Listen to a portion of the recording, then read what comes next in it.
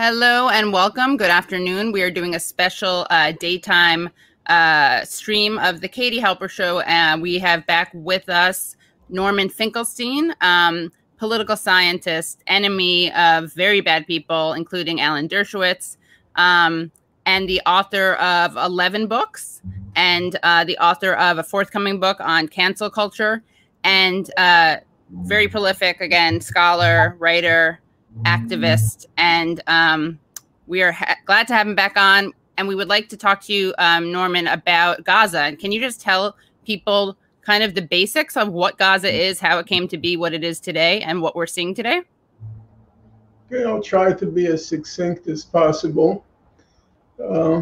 Gaza and the West Bank are the two areas that did not come under Israeli control after the 1947-49 war.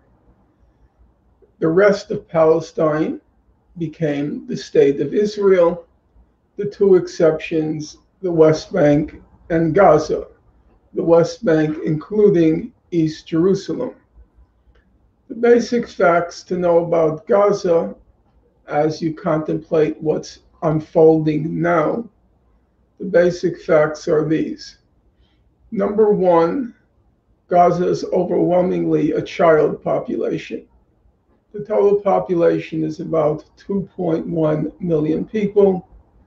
Of those 2.1 million, a little more than half are children under the age of 18.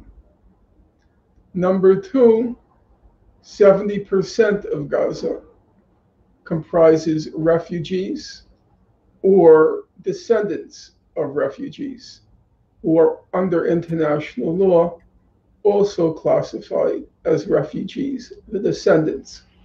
So we're talking about an overwhelmingly refugee population and a majority children population.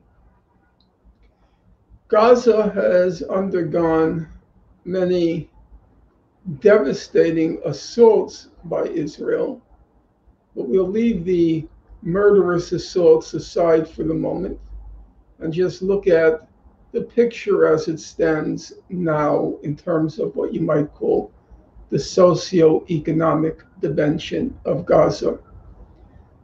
So, Gaza under international law remains an occupied territory. Israel withdrew its settlements from Gaza in 2005. However, it didn't withdraw its troops. It redeployed them along the perimeter of Gaza. And nobody can go in, nobody can go out, no merchandise can go in or go out.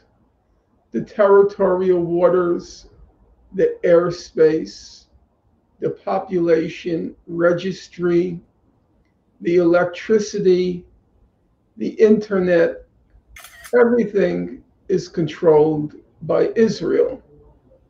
That being the case, Gaza, as I said, is technically under international law, still occupied by Israel. In terms of the realities in Gaza right now, I'm going to simply use the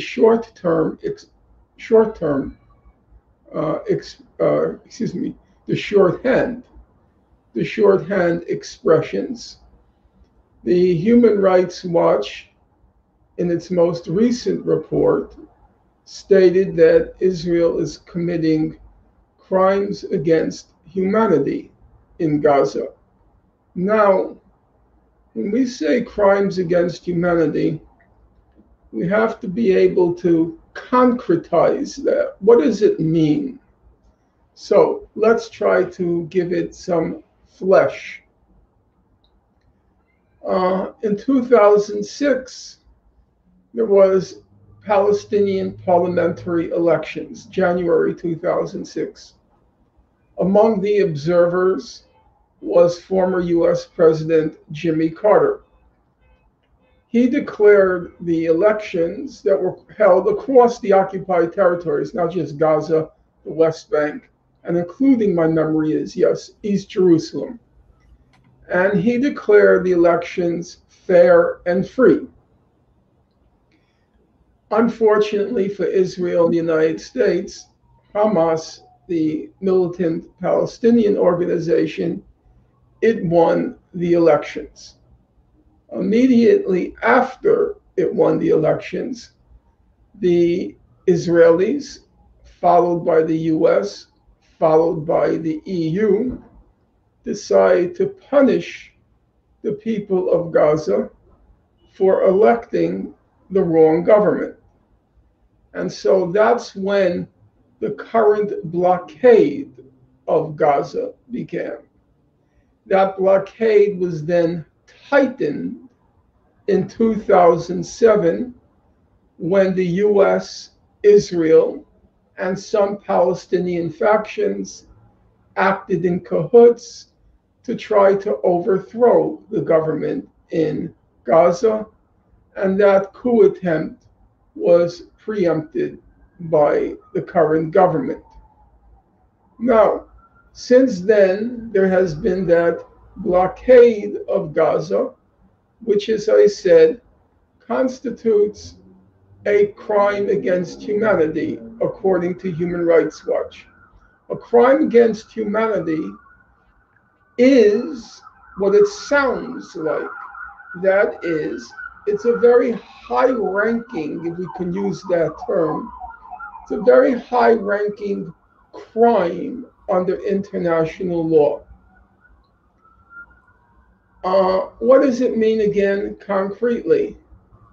It means, as Human Rights Watch and many others have said, it means Gaza is the largest open-air prison in the world. The people are trapped in Gaza. Let me add another dimension to that prison. Gaza is among the most densely populated places on God's earth. And the population is confined within an area of land. I was just thinking about it today. It's 25 by 7 miles. What does that mean? The length of Gaza is a little bit less than a marathon. That's literally the truth. The length of Gaza is a little bit less than a marathon. A marathon is 26.2 miles. Gaza is about 25 miles. Its width, I'll use an example because I tend to be sedentary, so my examples are very parochial. I live in Coney Island. From Coney Island to Grand Army Plaza in Brooklyn, from Coney Island to Grand Army Plaza Library, it's about 7 miles. So Gaza, the whole of Gaza, is less than a marathon in length and roughly the distance from Coney Island to Prospect Park or Grand Army Plaza, 7th Avenue, in Brooklyn. That's Gaza. That is Gaza. Now, I want to just add 2 more points to that. First of all, I should give you some of the socioeconomic statistics. Half the population, as I said, is children. 96% of the water in Gaza is unfit for human consumption. 80% of the people of Gaza live on international humanitarian aid. 50% of the population of Gaza is unemployed. About 70 to 75% of the young people are unemployed. That's Gaza. Gaza is, somebody described it as a toxic waste dump. Now, I want to just add one other element to the picture. In 2000, I think it's 2002, 2003, a very respected Hebrew University professor, he's no longer among the living, Baruch Kimmerling. He wrote about the then Prime Minister Ariel Sharon, it was 2003, and then he gets to the question of Gaza. Now, I want you listeners, your viewers, to keep in mind what I'm about to say. I described the travails of Gaza after 2006, when Israel imposed that brutal, immoral, illegal blockade. This book was written before 2006. The author, among the most respected of Israeli sociologists, he had a chair at the Hebrew University. And he writes in the book that the Strip, meaning the Gaza Strip, has become the largest concentration camp ever to exist. It's not only the fact that he's Jewish, he's Israeli, and he invokes the analogy of the largest concentration camp the world has ever seen. He's describing a situation which was a pale comparison to what Gaza has become. A pale comparison. This was 2003. Now, the only element I have left out is beyond the steady situation in Gaza, there is the periodic massacres which Israel visits on Gaza. In 2008 to 9, it was Operation Cast Lead. 2012, Operation Pillar of Defense. 2014, Operation Protective Edge. These massive, heartless, almost science fiction-ish destructions of Gaza by the regional Goliath against a wholly defenseless civilian population, overwhelmingly children. And I would want to add, and that's where we're going to leave off, at least as a background, many people say, well, why don't the Palestinians find a Gandhi? Why don't they engage in nonviolent resistance? That used to be a kind of talking point of so-called liberal Jews in the US. Well, let's see what happened. In 2018, March 2018, the Palestinians in Gaza, attempting to break the siege of Gaza, engaged in massive, nonviolent, overwhelmingly nonviolent civil resistance. How did Israel react to that overwhelmingly nonviolent civil resistance? There was a very thorough, surprisingly thorough, I would say, UN report on the subject. It said that In the course of the Great March of Return, you might recall, because it's not yet ancient history, there were the Israeli snipers assembled along the periphery of Gaza. Who did the snipers kill? Well, according to the UN report, they targeted children, they targeted journalists, they targeted medics, they targeted disabled people. They targeted people 300 meters away from the periphery. They targeted, if you read the descriptions, and the descriptions are very vivid and detailed, they targeted people who were standing by a tree, just standing there. They targeted photographers who were just standing there, journalists and also civilian photographers. That is the reality of the state of Israel. It's very hard for, say, my generation to assimilate that reality because our view, meaning my generation and before my generation, 1 and 2 generations before, our conception of a Jew was, if you were to say, the kind of prototype.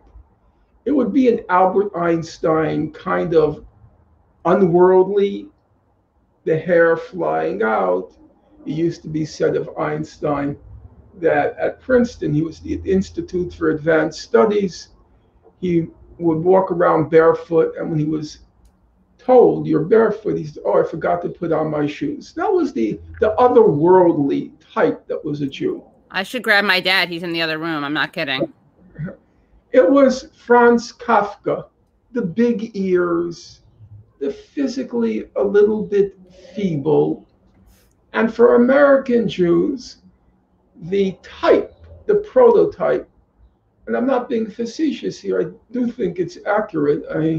This is a serious occasion, and I'll do my darndest to maintain the moral sobriety that it requires. It's Woody Allen, the horn-rimmed glasses. Ashkenazic. Well, you get the type, the type. Yeah. And then it was just very hard to convince Jews of my generation that a Jew could do this sort of stuff. Line up along a perimeter with Gaza, this world's largest concentration camp, this world's largest open air prison. You have a population of about a little over 1 million children who have been confined, trapped in this area. The length of a marathon, the width of half of Brooklyn, the width, not the population, the width of half of Brooklyn. And they're not going to let them out. And if they try non-violently, peacefully to free themselves, you're going to get mowed down. Mowed down. That's the reality of Israel. And I think it's for your generation and the generation after, it's not so hard to digest, because you kind of see Israel for what it is. But my generation, the preceding ones, we didn't see Israel for what it is. We saw Israel for what Jews were. And a Jew just didn't do those things. But when you read the human rights reports, the accounts by journalists, it really has become, I would have to say, it's become a unhinged place. If you were to ask what it most resembles, I would say it resembles South Africa during the apartheid years, It resembles the American South during the Jim Crow years, uh, from the end of Reconstruction till the 1960s. Um, that's what Israel is. And when I say that's what Israel is, I'm referring to the whole of the population. I don't accept the distinctions between the religious and the secular, uh, between the right and the left. No. As a broad but accurate generalization, the Israel as it's become is very much like the American South from the end of Reconstruction till the Civil Rights Movement. Okay, so I think that's a broad overview, and now we can proceed with your viewers and listeners' questions. Great. So I am continuing to collect some, but I also have some that I've come across, and I collected some from Twitter. So one of them is you kind of addressed, which is, well, they already gave the land back to the Palestinians in Gaza, but you addressed someone already. Another really popular one is, what are Israelis supposed to do because of the rockets? Well, let's start with the cause, and then we'll get to the effect. The question is whether the rockets are the cause or are they the effect? And I'm going to do everything in my power to be absolutely respectful of the questions and to assume that the questions are being asked in good faith. So I would ask the person, what would you do if you were trapped in this sliver of land, which respectable human rights organizations call an open air prison, which respectable scholars describe as a concentration camp? What would you do? And in particular, what would you do if you had a large number of children? Gaza families tend to be on the larger side. If you had a large number of children and they were trapped like you, and you knew each day when you gave them water that you were poisoning them, the water is unfit for human consumption. And what would you do if this didn't go on for 1 month, 1 year, 5 years, 10 years, but the worst condition? Everything is relative, because Baruch Kimmerling was talking about 2003 and he described it as a concentration camp. Let's start from when the blockade, the intensity of the blockade was escalated in 2006 and then 2007. So we're talking about about 15 years. What would you do? Would you lay down and die? Would you passively accept your fate? What would you do? The Palestinians in Gaza, don't have an infinite number of options if they want to retain their dignity.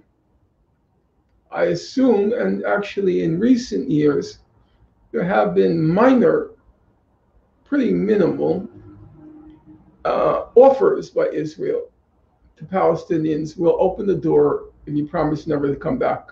To a few Palestinians, that offer has been made. But if you are determined to stay in your home, what options really do you have? When Hamas was elected in 2006, in that fair and free election, Hamas had made many statements. I can't go through them all with you now, but they are documented. They made many statements indicating that they were willing to accept a settlement of the Israel-Palestine conflict on the June 1967 border, what's called the two-state settlement. They did enter a, a concern about the settlement of the refugee question, and it's a real question, it's a complicated question, but they were perfectly reasonable in the terms that they were willing to negotiate on. Israel rejected all of them. Israel will only accept one thing from Palestinians. You have to, I'll give you an analogy. During the era of the Sandinistas in Nicaragua, Ronald Reagan was the president.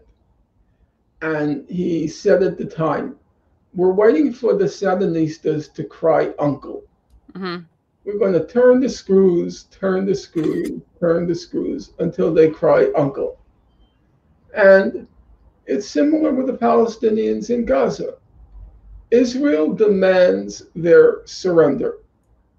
Israel demands that they accept a fate that is less equal than that of Jews.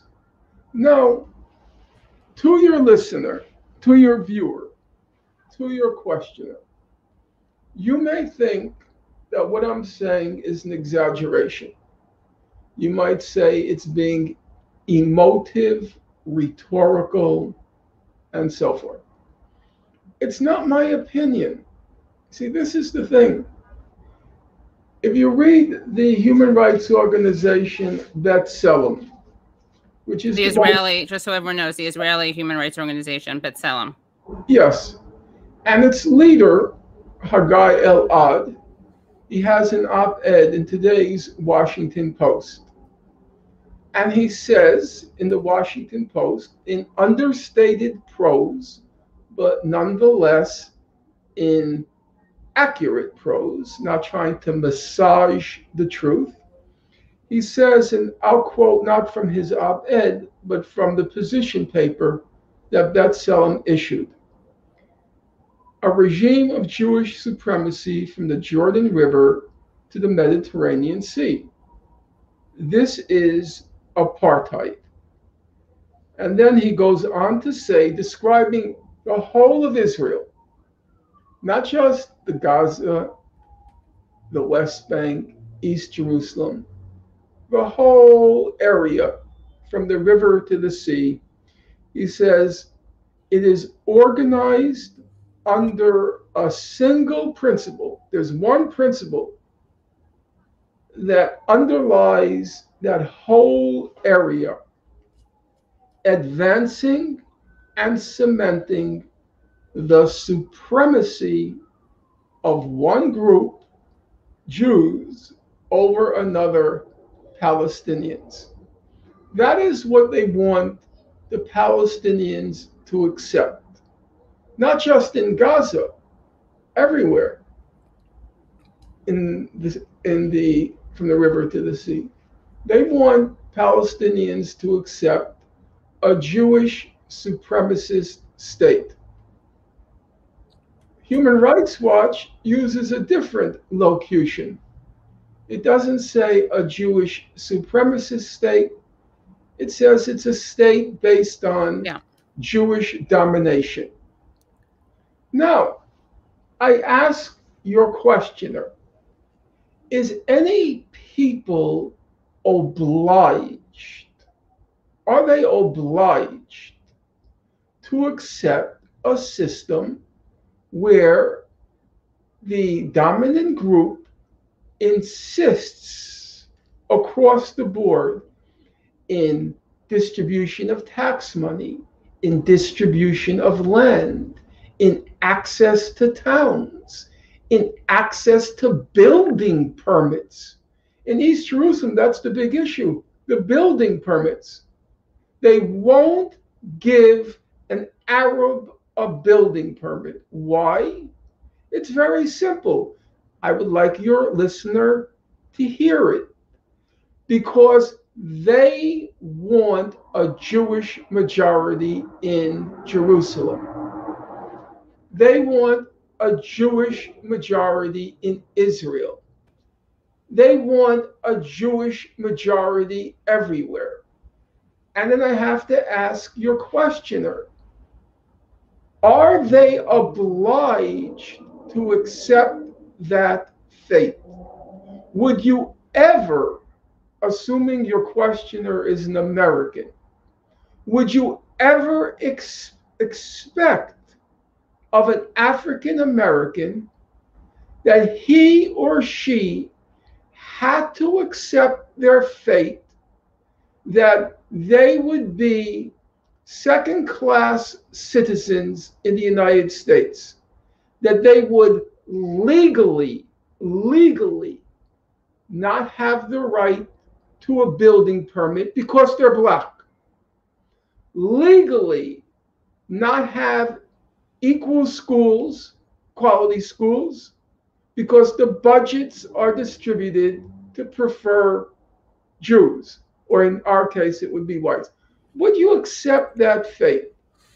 And then in Gaza, it's 10 more layers. It's not just Jewish supremacy. It's not just Jewish domination. It's being confined to an open air prison, a concentration camp, not being allowed to leave, not being allowed to come back. Now, I want to make one more point. I am not trying to be manipulative emotionally, though I think it's legitimate to be passionate about things. I'm trying to be factual. I would like people to understand what it means to be a person in Gaza. Gaza is 70% refugees. That means they already lost their homes. They already lost their homes. Then, once they were expelled to what became Gaza from the state, what became the state of Israel, then they were locked in the prison. They were locked in the prison. You don't want to hear the word concentration camp or the phrase concentration camp? Okay, I'll spare you. Although Baruch Kimmerling did not spare his readers, I'll spare you. They didn't want to be locked in the prison. They didn't want to be locked in the prison in among the most densely populated places in the world. So they went from expulsion to confinement. And then every few years, including as we speak right now,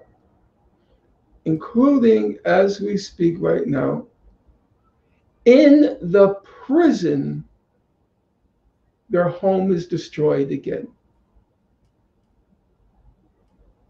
Expelled, imprisoned, and then Israel targets their home again.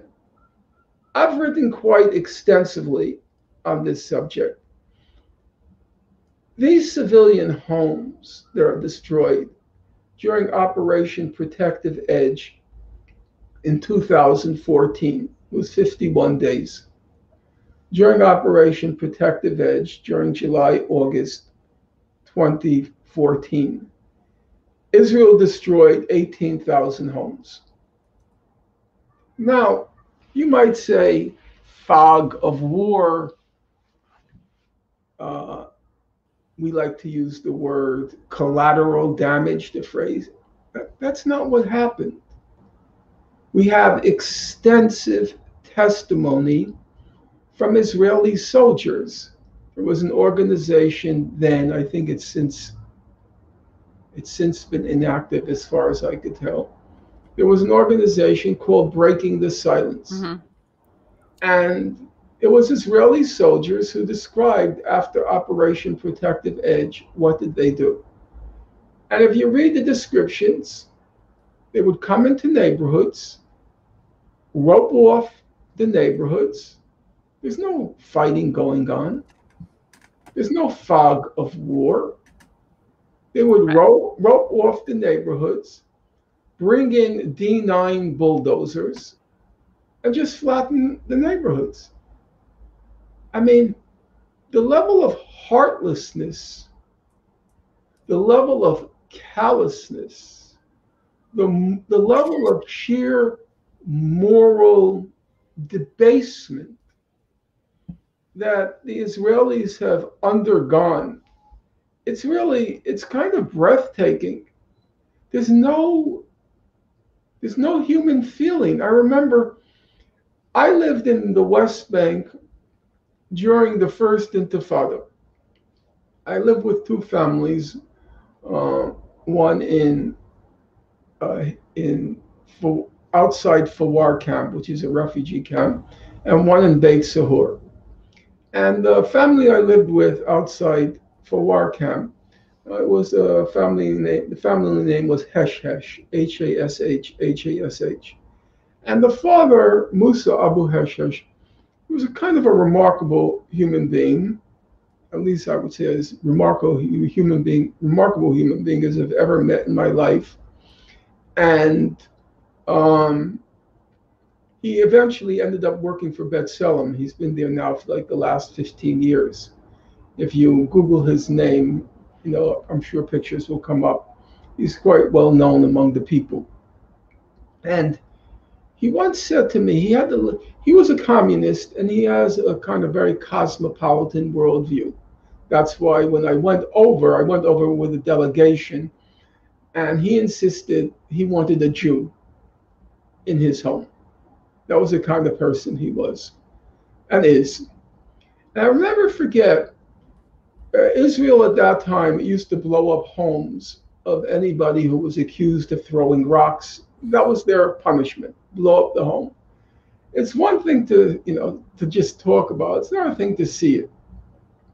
You go into a home, you tell the people to get out, you rope off the area, and you just blow it up. You blow up the house.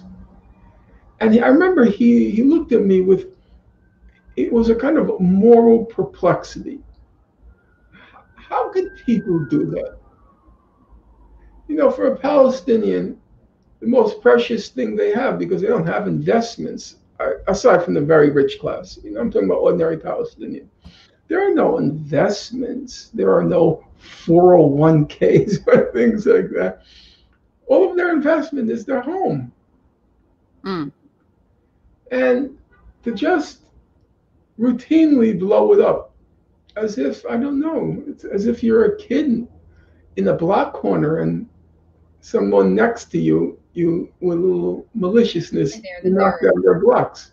That's the kind of moral callousness. Callousness doesn't really catch it. It's really more moral debasement. So they lose their country. They're then confined in the prison. And then periodically, as we're speaking now for the fourth time, there was Operation Cast Lead, then Pillar of Defense, then Protective Edge, and it had been silent for about 7 years. And now it's Operation uh, Guardian of the Wall, some ridiculous title. And now they're destroying the homes again. You know, um, I don't think that anybody who has any knowledge of the topic would ask questions like, why are they firing rockets? The obvious question is, why aren't they firing more? I agree. Yeah, of course. Yeah. But I think people, when they ask that question, they mean, what is Israel supposed to do? So, well, I think yeah. the answer to that question is very straightforward. The answer is Israel should stop committing crimes against humanity and then see how the population conducts itself. If you enable people to live by current human standards, a reasonable, decent life, the most likely outcome is going to be they'll react like most people in the world. But if you're going to confine them in a prison and you're going to deny them any of the basic, forget about amenities, any of the basic necessities of life, turn a people which, like all peoples, have pride and turn them into beggars, where 80% are dependent on humanitarian handouts, they're not able to work, then why would you be surprised if they refuse to accept those terms of existence? And I would add that it requires, I think, just like it did in our own country, it requires a large amount of, let's just call, reinventing themselves by Israelis. The modern world is not accepting states based on Jewish supremacy or any supremacy. They're not accepting of states in which one people is entitled by law to dominate another people. And they're not accepting the idea, which is unfortunately built into the Jewish state idea. They're not accepting the idea that you can marginalize and then evict people who get in the way of your demographic juggernaut. What's happening in East Jerusalem, if your viewers would use a little bit of imagination, it's not like the Israeli state. They like to call it, it's just a real estate dispute. Yeah, right. It's not a real estate dispute. It's one flashpoint of a process that began 70 or so years ago. It's one more step or stage in this relentless juggernaut, this maw which consumes more and more, and in the process, it confines the people, it suffocates the people.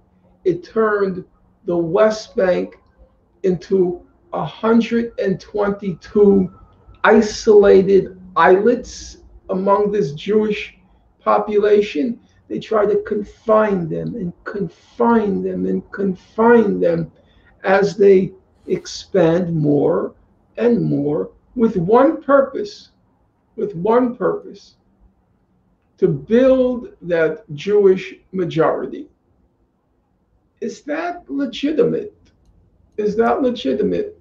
You can perhaps debate it, but I don't think the modern world is any longer accepting of that. And in fact, as I said in a previous program with you, the modern world was accepting of it for a very long time. The basic attitude was how Israel carries on internally is its own business. The problem was how they were carrying on in what were called the occupied Palestinian territories. But now the consensus is shifting. They're not accepting that even Israel inside its borders, what it's doing is legitimate. You don't have the right to turn a whole population into second-class citizens whose only purpose is to eventually disappear. That's the ideal outcome, that they just disappear. So personally, I when you ask what should Israel do, I think ideally what it should do is pretty simple: obey the law. Obey the law. You don't have the right to confine 2 million people in a prison. You don't have the right to fire on fishermen who go out just to try to make five by going fishing. You don't have the right. You don't have the right to deny young people who win scholarships to UK universities, to European universities. It's their dream come true. They worked hard, they studied hard, they applied, they got accepted. And then Israel says, you can't leave. You can read the Human Rights Watch report. They have a section on Gaza where they describe case studies. And they describe what goes on there. I mean, these are, sorry if you don't want to hear it, and sorry if I get canceled. I wouldn't want you to get canceled. Okay. But this is a state built on sadism, humiliation, and degradation. It is. You see these young people, they win the scholarship. They then come to the border, and the guards take them into a room, and they make a requirement. We'll let you leave if you spy for us, if you act as a snitch for us. Tell us, give us this piece of information, give us that piece of information. Now, I'll tell you, Katie, I'm not sure what I would do. I'll tell you the honest to God truth. Yeah, me too. If I thought to myself, this is my chance to get out of this concentration camp, and the quid pro quo is I have to be a snitch. Who's working for Hamas? You know, which neighbor of yours? Mm-hmm. I don't know. I'm not a saint. I'm not sure what I would do. And I have the advantage that when I do something that's deserving of martyrdom, it's publicized. So I a martyr with honor. A martyr with honor. So I stuck to my principles. I did my best. I was denied tenure eventually. And I still had the satisfaction that people knew what happened to me. There was recognition of my martyrdom, so to speak. There was recognition. There was a moral validation of what had been done to me, which I'll be honest with you, it makes it feel much less terrible. Yeah, yeah. Here is a kid from Gaza who, if they refuse to snitch, they refuse to be a rat, they're just tossed right back into the prison and forgotten. And it's not just students. They do the same thing with people who need life-saving operations. They do the same thing. You want that operation for your cancer? You got to be a snitch. You got to tell us, give us information on your brother, on your uncle, on your cousin. That's what they do. That's a daily practice of these sadists. Now, I'm going to say something else, which people won't like to hear. But I'm going to say it because it's factually true. A lot of people say, well, you have to make the distinction between the state and the people and things like that. That's not true in Israel. And I wish, Katie, you listen to me, and I hope you'll accept I'm not saying it in malice, but I'm not going to lie. Israel prides itself Right. on having a citizen army. Right. That means everybody is involved in this process. Every single Israeli, except for that small handful of religious Jews who get exemption, every single Israeli is a war criminal of some kind. Every single one. The Israelis at the checkpoints who humiliate you. Have you ever gone to Israel? Have you ever gone there? Yeah, once, yeah. All the guards at the airport, all the guards who humiliate and degrade every single Arab who passes through that airport. Every single one of them is a participant in this process.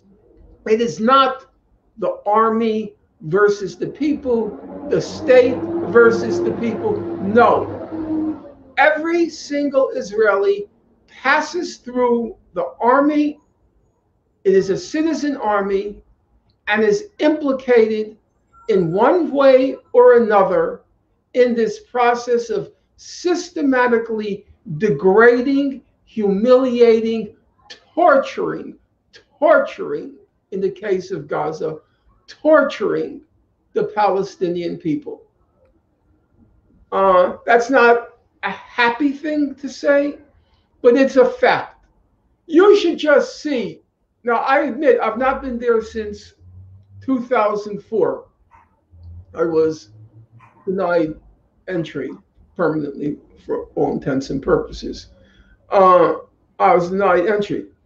But the way these guards carry on at the airport, the way they carry on at the checkpoints, humiliating the grandfathers in front of their grandchildren, humiliating and degrading every Arab who passes through the airport,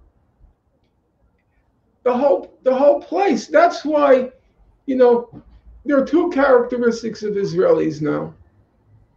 Number one, there's no left, there's no center in Israel. There's just a right, a far right, and ultra right. They're all way off the spectrum, that country.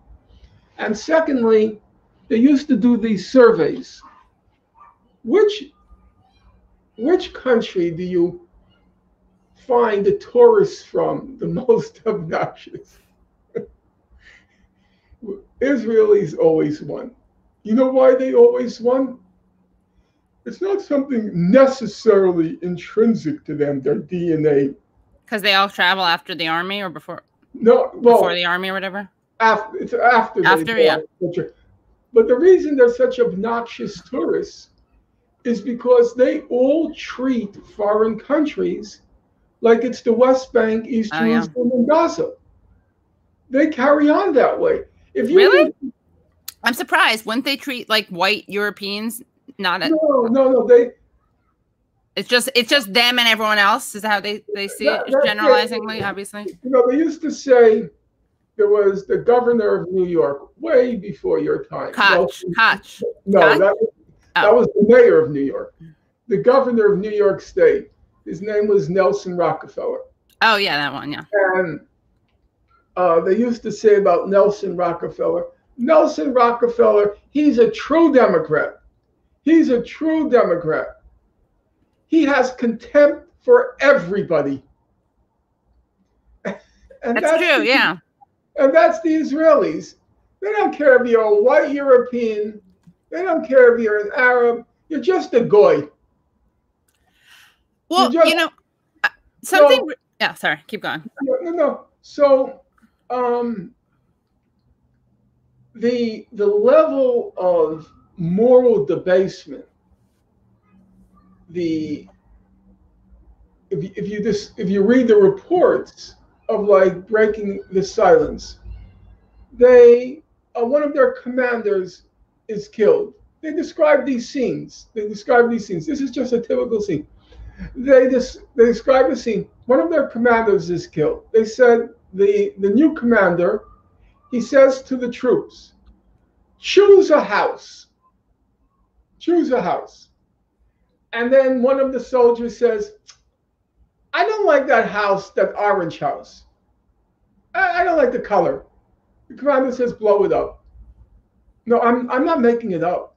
I'm not making it up. That's the attitude. Blow up the house. It's the degree to which Palestinians have been dehumanized. It's breathtaking. If you read during the Great March of Return, you'll have a kid sitting in a wheelchair. He's 300 meters away. He's nowhere near the border. They kill him. They kill him. These are the snipers. You can't claim, oh, they're not trained or there's a kid out of control. This is their elite troops. They're elite troops. They just shoot and murder the kids. And that's what's happening now. If you read the reports now, the intensity of the bombing and shelling, because Israel has its usual dilemma. The dilemma is it happens every single time the same way. The so-called rockets, I prefer to call them projectiles, the projectiles come from Gaza. Then Israel sends in its air force to level the place. Now, let's be clear. Now it's more restricted because of the international attention. They have a problem there. They have the problem of the television cameras, and they have the problem of the looming prosecution in the International Criminal Court. So there are some limits on what they can do. There are limits. Anyone who tells you, oh, Israel can do whatever it wants, they don't know politics. No, they can't do whatever they want. President Biden is telling them, you're being watched. There are limits that what you can do. No large-scale massacre. You can't do that now. There's a limit. There's a problem there for them, especially with the ICC impending prosecution. So they go in with the Air Force, and then every single time they have the same problem. You cannot take out these rockets with an Air Force. They're too portable. They come out of a hole, they go back in the hole. The only way you can eliminate them is by sending in a ground invasion. And the ground invasion is a problem. You know why? Because Israelis have to do it. Because most Israelis are like you and me. They don't want to die in a war. They like nightclubs. They like traveling. They have careers. Do you want to die in some mud heap in Gaza? They have no desire to die. And when you go into Gaza, it's a little bit scary. At the beginning, they go in, they bomb everything in sight, everything to the left, everything to the right. They flatten it. Still not enough. Hamas, they still come up. They still come up. And then they have, in the last attack in 2014, Hamas was surprisingly effective. It killed 66 soldiers, which for Israel is a lot. Yeah. It killed 66 soldiers. And they know this time it's not going to be easier because the level of hatred and loathing for those murderers, and then with the images of what they did in Al-Aqsa Mosque, the Israelis, the attacks on the worshipers. So they know the pent up, built up wrath and hatred that these people are willing to give their lives to teach these invaders a lesson. So now they're stuck.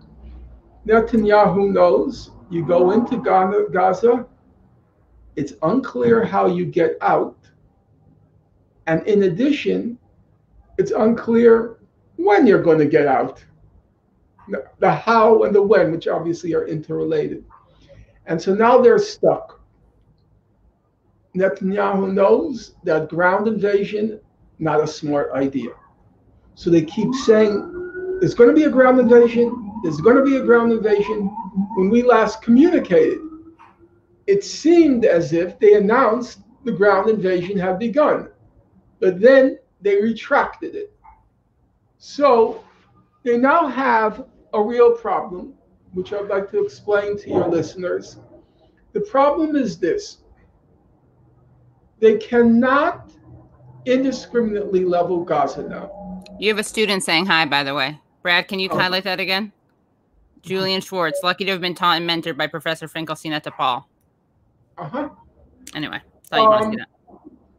They can go in and level Gaza because too many cameras, too much attention. ICC is watching. They're issuing statements lately. ICC issued a statement yesterday on the situation in Gaza. And also, Biden doesn't want it. Biden has bigger fish to fry. He has the domestic agenda. He wants the agreement with Iran. He doesn't want the Israeli albatross.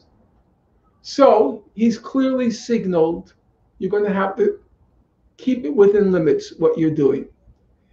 So what do? They can't launch the ground invasion. They can't indiscriminately level Gaza. So what do you think they do?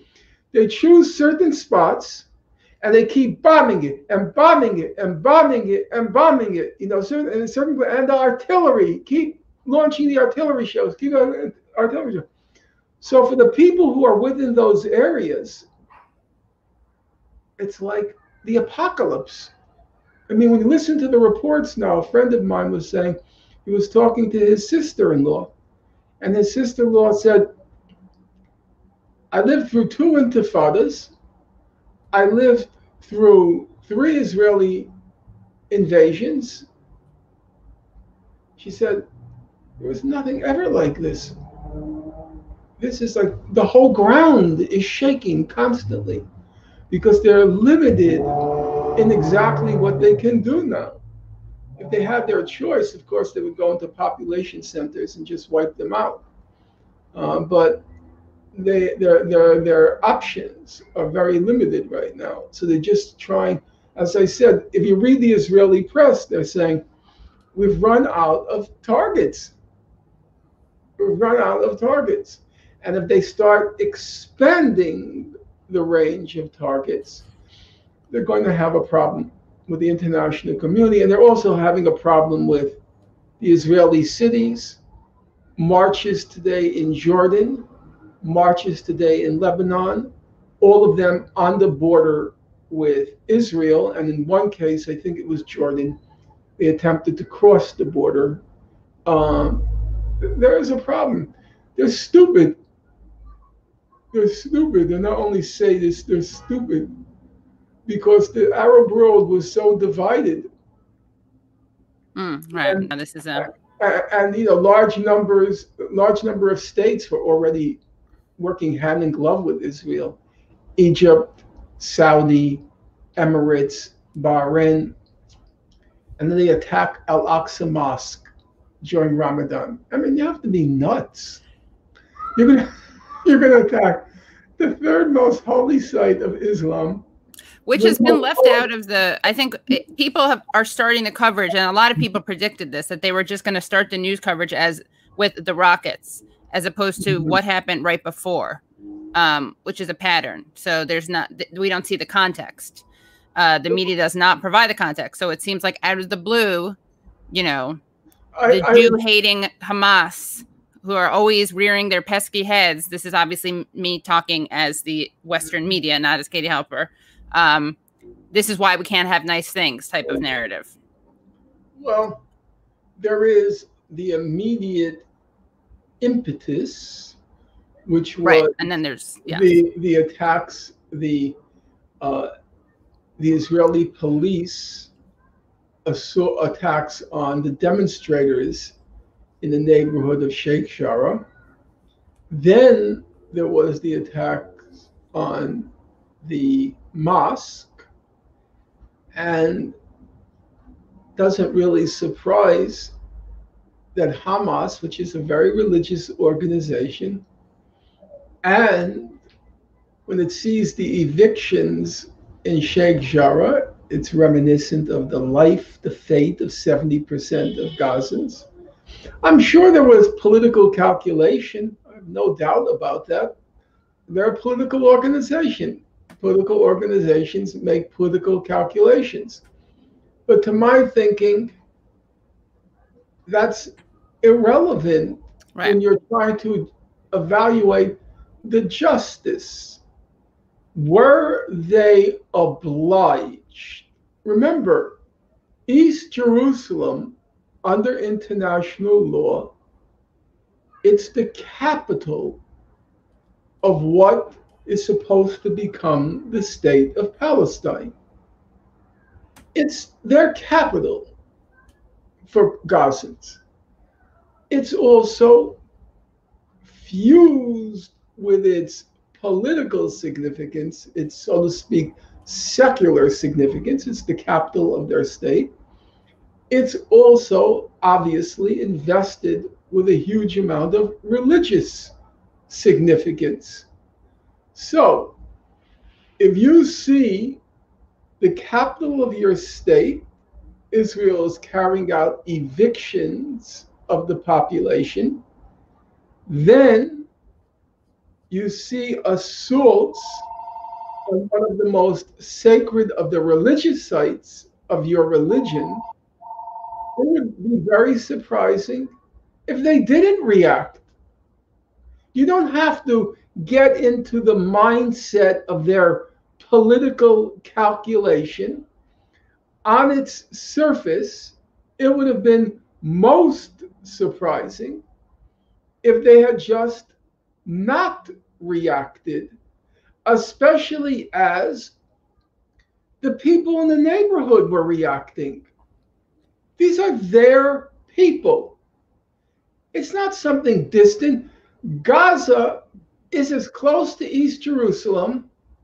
My memory is, I could be wrong, but my memory is because when I went, you could freely, when I used to live there, you could freely enter Gaza. You just took a car. It's 2 hours. It's 2 hours from Jerusalem to Gaza. It's not like a foreign country. It's just a 2 hour car drive.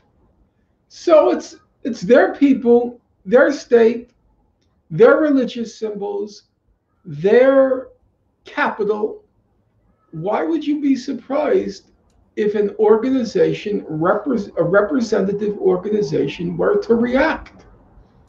Why would that surprise you? And that leaves aside the broader dimension. Do people locked in an open air prison have the right to use whatever force is available to them to break free?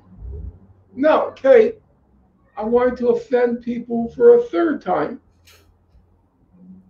I said that it's a nation of war criminals. I believe that. I said there is a real sadistic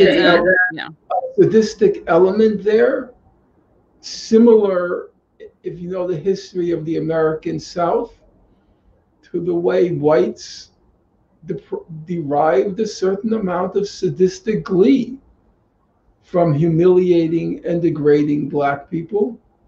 And when Black people got out of line, they lynched them. And the lynchings were public events, picnics, factories and schools were let out early. They would lynch the person. They would then set the body afire. And then they would remove the body parts, the heart, the liver, and they would auction off the body parts. And then they would photograph the person who purchased the body part. They would photograph the person holding the body part, and that was then used as a postcard. That was our I American never South. knew that. Yeah. Oh, yeah. Well, you should read the literature on the lynchings. Yeah. That was our. Yeah, I didn't know the body part stuff. Oh, yeah. yeah. They auctioned them off, and then they were photographed as postcards. That was, as I said, there was an element of sadism, a grisly sadism among Americans, and it's the same thing with the Israelis. Um, so I said, I have offended twice, not intentionally, but trying to be honest. So before we came on the air, you said, well, maybe you should say something about yourself and your family. And I cannot claim that even though I devoted my whole of my adult life to books and to studying, my life is on a bookshelf. That's my life. When I uh, moved to this current apartment, I changed floors. I didn't change the building. I decided. Great Jewish diaspora. I said, the only reason I have all these books is to show off to everybody how much I read. I had thousands of books. I said, you know what? I'm going to give the books away to the Grand Army Plaza Library. I know the head person. He was a student of mine, Nick Higgins. I said, you know what? I'm going to give them away. And it was a hard thing for me to do, to give them away, because I felt like each book was 3 days of my life. So for each book, I'm giving away a part of my life, So I tend to be a cerebral person. However, there's obviously an emotional component to who I am. Now, both of my parents passed through the Nazi Holocaust. I know everybody claims, oh, my father was a Holocaust survivor, my mother, my grandfather. You're full of it. There were a few survivors. That's what made the Nazi Holocaust the Nazi Holocaust. It was so efficient. If everybody who claimed to be a survivor is a survivor, my mother used to say, then who did Hitler kill? Everyone claims they were a survivor. There were a few survivors. My mother and my father were two of them. They were both from Warsaw. They were in the Warsaw Ghetto until the uprising was suppressed in 1943. There were about 20 to 30,000 survivors of the uprising, and they were then deported to Majdanek concentration camp. So both of my parents were deported to Majdanek, and then my mother ended up in 2 slave labor camps, and my father, I don't know the details because I was never able to discuss it with him. But my mother told me he was in 8 concentration camps, and he ended up in Auschwitz, and then he was in the Auschwitz Death March. So I freely admit I look at these events through the lens of my parents' suffering. And I also look at it through the lens of what they would say, because politics is about facts, but it's also equally, it's about moral judgment. There are the facts, and then how you weigh the facts on a moral scale. And I use the moral judgment that, in my opinion, what would my parents say in this situation? So they're trapped in the Warsaw Ghetto. Let's take before the deportations began. The deportations begin to the death camps, probably 43, 44, I think. But the ghetto is 1940, 41. What would my parents say? You're trapped in this concentration camp. I once asked my mother, I said to her, when you heard during the war that the German cities were being bombed, I said, what was your reaction? You know, it's bombing civilians, bombing German cities. And she said to me, what did we feel? We felt, I'm going to call her now, if we're going to die, we're going to take some of them with us. That was the feeling. If we're going to die, then we're going to take some of them with us. That's how people are, you know?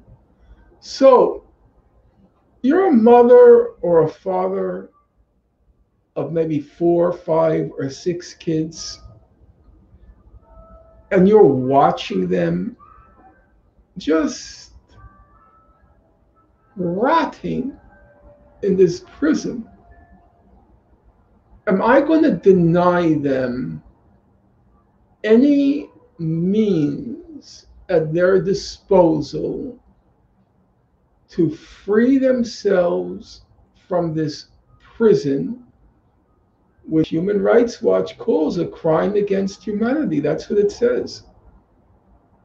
Now, bear in mind, and I hope your listeners will bear in mind, this is multiple crimes against humanity piled on each other. The eviction of these Palestinians from their home in 1947 to 49, crime against humanity. The entrapment of them in this sliver of land, refusing to allow them to leave or to return to the sliver of land. Crime against humanity. The systematic military assaults, the massacres every few years. Crime against humanity. It's this compounding of crimes against humanity that these people have to endure. And I am going to deny them the right to fire what are in effect overwhelmingly. I have to still study closely what's happened now, because it might be different. I have to check. But in the past, these weren't rockets. They were bottle rockets. Actually, that's what experts call them, bottle rockets. They were the kind of thing you fire in the 4th of July from a bottle, if you know what I mean, the firecracker and the thing. If you looked at Operation Protective Edge in 2014, I already mentioned to you 18,000 Palestinian homes were destroyed. And the Israelis justified it by saying the rockets, the rockets, the rockets. Do you know how many houses the Palestinian rockets destroyed? I'm quoting to you the Israeli Ministry of Foreign Affairs. One. 18,000 to 1. So I'm going to deny them the right to fire those rockets, which really are essentially an SOS to the world. You know, SOS, help me. SOS, help us. No, I'm not going to deny them that right. And I personally don't believe international law denies them that right. I would be very happy, and I've communicated it, I would be very happy to represent the Palestinian leadership in Gaza in the ICC. I think the law is on their side, but I'm not going to go through the technicalities now. As to what's happening now, it's possible, if you were to ask my opinion, but I can't prove it. I'm simply speculating, having looked through all the available information now. If you were to ask me what's happening now, I would say probably in the last 7 years, they developed a few rockets, which have a potentially lethal impact. You could say maybe, who knows, maybe 100, maybe 50, I don't really know. And so some of the rockets have actually inflicted some damage. They say there are about, I guess, 9 Israelis killed now, 7 or 9 Israelis killed now. I can't remember the exact number. And a few places have been significantly damaged. So I would say, if you bear in mind Gaza is hermetically sealed, if you bear in mind they have excellent intelligence in Gaza, you would imagine that notwithstanding those two factors, hermetically sealed, excellent intelligence in Gaza, you would imagine that they were able secretively, maybe they had one bomb factory and maybe they made, as I say, a dozen, 2 dozen, a score, 2 score, I don't know. I'm pulling numbers out of the air. Some rockets. But this whole barrage, the barrage it's all bottle rockets. If it were real, Kate, ask yourself a simple question. If it were real, these hundreds of rockets, would only 9 people be killed? Right. That's not very believable. Yeah. They're talking about an unprecedented the Iron Dome. Hundreds and hundreds and hundreds. Well, there's got to be more than 9 people killed if it's hundreds and hundreds of rockets each hour, they're saying, or each day. It's got to be more than 9 people killed. It's mostly just, in my opinion, I admit it's speculative. And I'll tell you the truth, Kate, I don't really care. I don't. If they were real rockets, I would still say, you don't like the rockets? End the siege. Stop the crimes against humanity. And I'd like to speak to your audience. I mentioned my parents' experience, but I'd like to speak to something which I remember. I began college in 1971, September. You know what was September 1971? It was the Attica uprising, the Attica prison uprising in upstate New York. And the uprising began with the prisoners taking hostages. They took hostages of the prison guards, the warden. They took hostages, okay? No one was listening to them. The conditions there were inhuman. I don't remember anyone with a conscience who berated or scolded the prisoners for taking hostages so the world would finally listen to how they were being brutalized, animalized in Attica prison. So I'm now going to accept a different standard for the people of Gaza. They're doing a 1,000th part of what happened in Attica. They can't take Israelis. I mean, they captured a few soldiers, Shalit and a couple of others, but they can't even take hostages. So they fire mostly bottle rockets, and even with their real rockets. You don't like the rockets? Then end the siege of Gaza. As Haggai Elad wrote today in the Washington Post, he said, for Israelis, Gaza doesn't exist. That's what he wrote. It's the first sentence. If you can bring it up now, Washington. Yeah, I can. Post, yeah, the first sentence. Read it.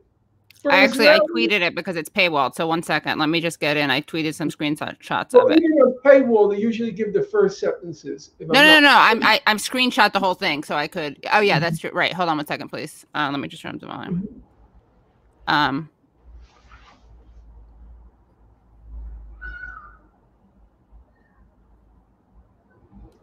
Okay, so let's see. Israel has chosen a two. Can you guys see this? Is this visible? This is from the Washington Post. Israel has chosen a two-tiered society. Violence is the inevitable result. The first sentence you said? I think it was the first. Most Jewish Israelis spend their time pretending that Gaza and its 2 million Palestinians have fallen off the face of the earth. The besieged civilian population, the polluted water. Okay, go ahead. The polluted water, the denial of. I wonder if you can read it again a little more slowly, because not everybody can read it. Okay. Most Jewish Israelis. Okay, let me also try to make it bigger. 1 second. Let's see if this works. No, I don't know why it doesn't. Okay. Most Jewish Israelis spend their time pretending that Gaza and its 2 million Palestinians have fallen off the face of the earth. The besieged civilian population, the polluted water, the denial of exit permits, even for essential medical care, the endless ways in which Palestinians in the Gaza Strip are humiliated by Israel day in and day out, all are largely invisible to the Jewish half of the population living between the Jordan River and the Mediterranean Sea. Okay. Invisible until... Yeah, go ahead. Yeah. Invisible until once every few years the sirens and the rockets serve as a terrible awakening. Exactly. If you don't have the rockets, nobody gives a damn about them. So what are they supposed to do? Just lay down and die? We didn't hold that standard with the people in Attica. Our hearts went out. We understood. Nobody was listening to them until they took those hostages. Nobody cared about them. So they fire the rockets. So somebody remembers there are people there, 1 million children. They have that right. They have that right morally. And in my opinion, they have that right legally. But I'm not going to get into the legal technicalities. That's for another time in another place. They have that right. So don't scold the people of Gaza. Don't scold the people of Gaza because they want to live. The Israelis want to go on their vacations. They want to hang out at their beaches. They want to go to their discos. They want to go clubbing. Too bad. You're not going clubbing. You're not going clubbing. You're going to have to deal with these people. You're not going to get me to condemn it. I am happy that they're fighting back. They give dignity to what it means to be a human being. They give dignity to what it means to be a human being. We Jews are supposed to take pride in the Warsaw Ghetto Uprising because unlike all the other Jews, we're told, all the other Jews were like sheep to slaughter.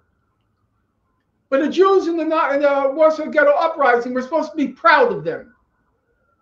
That they gave us dignity, that they resisted the Nazi oppressors, murderers.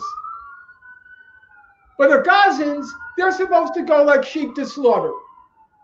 They're just supposed to languish in that prison, languish in that concentration camp, and the Israelis are supposed to carry on like they don't exist.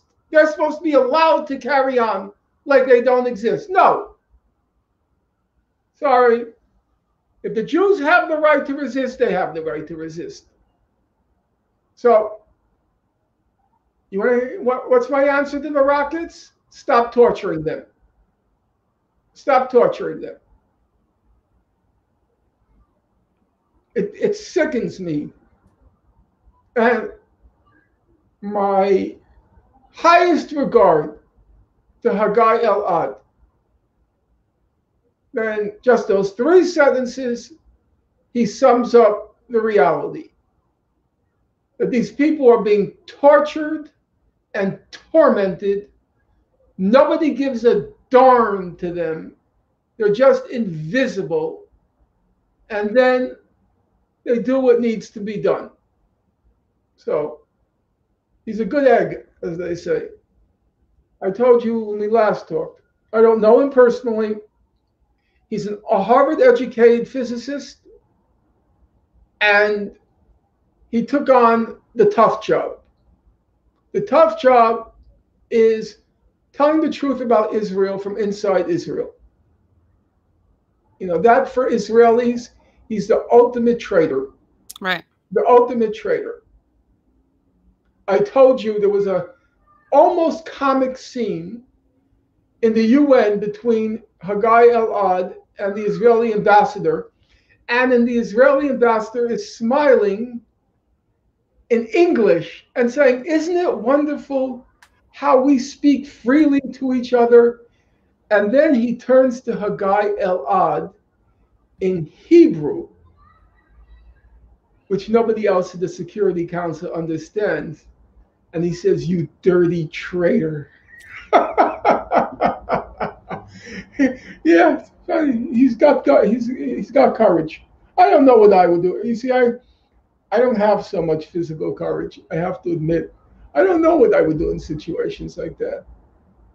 To write an op-ed like that. I hope he has good security detail. Right? Premises state. Yeah. I hope he has bodyguards. I assume he does. I assume he doesn't. He doesn't strike me as the type. Well, the reason that I think it's, I mean, we do have to have about 17,000 more discussions to talk about things, including the legal question. But also, I just find it, and there's this whole debate about how much to center Jewish voices or not. But just pausing that for a second, I think that, you know, people, including in this chat, will say, you don't know, it's complicated, you don't live there, I'm in a bomb shelter. And to me, it's like, well, there are lots of ways we can discuss this, but there are Israelis, Israeli Jews, who think it's not okay, that the treatment of Palestinians is not okay. So that the whole argument that makes it almost like a culturally informed thing that claims that it's, you know, that tries to make it problematic for people to judge it who don't live there, it's kind of on its face ridiculous. And we also don't hold that standard to other people. I would ask the person in the bomb shelter, would you prefer to be in a bomb shelter for 2 weeks or in a concentration camp for 15 years? Which would you choose if you had the option? Right. Well, I think, what time is it now? It's 6:18. Yeah, I actually have to give my parents back their study. I'm in New York City with them, but yeah. Okay, well, but this has been amazing, and actually, there are tons of more questions. So I will connect with you offline to figure out when we can hopefully do some more of these, and we can pre-tape or live or figure it out. But there's a lot more. Okay. And well, I think we had a useful opportunity. Yeah. And I'll look forward to hearing from you again. Great. And thank you so much. And people who didn't, whose questions weren't addressed, I will get to them with Professor Finkelstein, either in writing and video, either live or pre-tape. So again, thank you so much. And thanks everyone for coming to the stream. And I will see you Sunday night for a regularly scheduled show. And again, please subscribe. You know, that's free. Just hit subscribe and then the bell.